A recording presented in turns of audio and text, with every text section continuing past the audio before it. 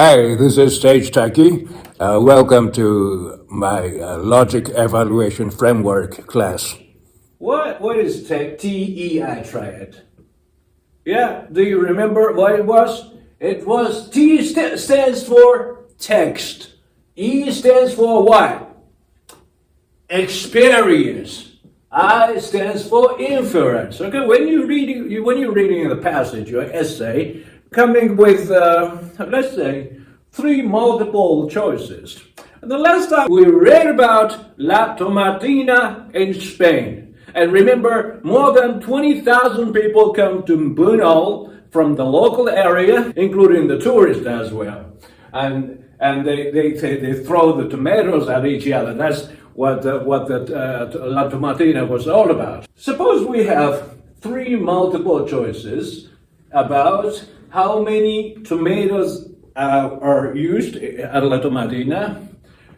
It is actually explicitly written in the essay that it is more than 1 million tomatoes. But we could just delete number 1 and number 2 without looking at explicit quotation from the text. Okay. Is there anybody who's been to Buñol before, especially in summer? Yeah.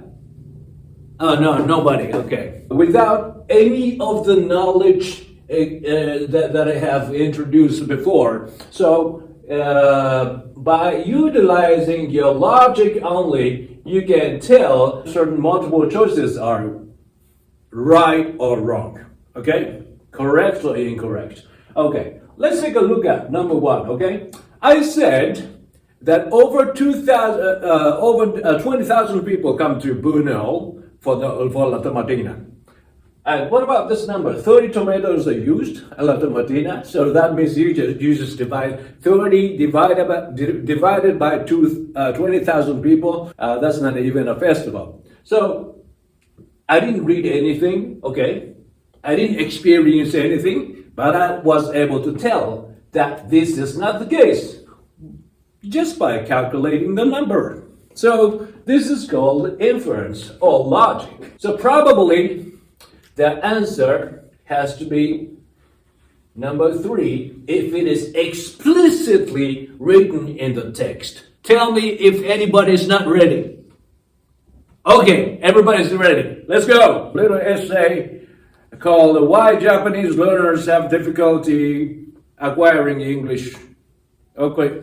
You can come up with a lot of reasons, but you can just read it, and later on we're gonna do the inference. For now, I'm gonna give you, say, 5 minutes to read the whole passage. Oh yeah, I think you have already read the whole passage. Are you ready? Tell me if anybody's not ready. Okay, everybody's ready. Okay, now, I want you to think about for a moment and think when you're reading a statement after the passage or multiple choices after the passage, and you kind of feel that something's off about certain multiple choice. But you can really tell, well, it's kind of right, but it's kind of off. It doesn't sound right, right?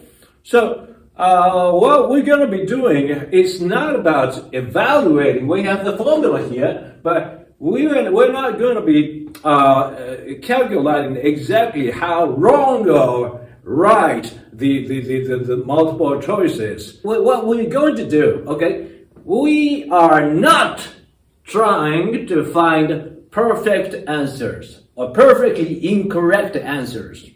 But what we're doing, remember very well, what we're trying to do, we are trying to understand why certain logic feels weak. I want you to start from the 5th question, because that is neither weak or strong. So I made this statement in order to get you to practice if something is a kind of weak or kind of off, but it's not entirely incorrect, okay? P stands for premise validity. And C stands for logical connection. E stands for evidence, real world support. So they're all positive, okay? From here to here, they're all positive, okay? Now from here, F stands for false validity, okay? And G stands for overgeneralization or logical jump. And X stands for extreme or irrelevant conclusion. So they are negative, okay? So let me write positive and negative here. Let's call it LEF, okay? Because it is logical evaluation framework. Final score equals P plus C plus E minus bracket F plus G plus X.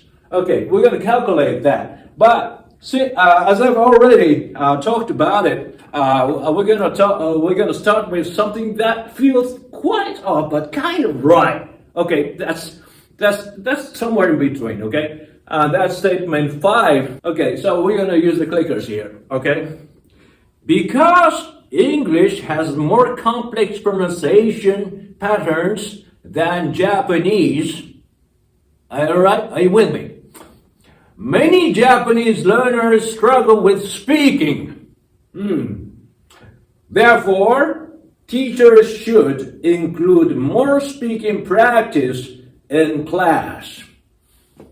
But it is also reasonable to continue focusing on reading and grammar since those are important for exams. It's kind of right. It's kind of tricky, right? It sounds all right. But I just want to use the clicker, okay? Did you feel something is off? And if you felt off, you write off. Do you think it is correct? And if you think it's correct, punch the letter C. So I have 2 C's and I have 1 F because English has more complex pronunciation patterns than Japanese. Okay. Funny. Well, about the premise validity. Okay, yeah, I would say this is +2. Okay, because phonetic difference is accurate and supported. But why not number 3? Because we have, Japanese language has, flapping R's and the sounds that English doesn't have. So it's not entirely more complex than Japanese. So I give it number +2. Okay. And what about logical connection? 1, and this was 1. I would say I just give it 0. Okay. Many Japanese learners. Is it more than 50% or less than 50%? 30%? Maybe 40%? Less than 5? It could be many, okay? You could even say 20% is many. So slightly overgeneralized. So I would say give it 2.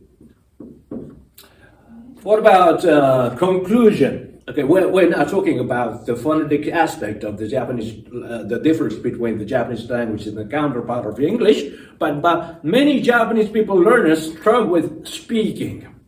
There's a leap, because phonetical aspect of the language is just one part. Let me just ask you a question.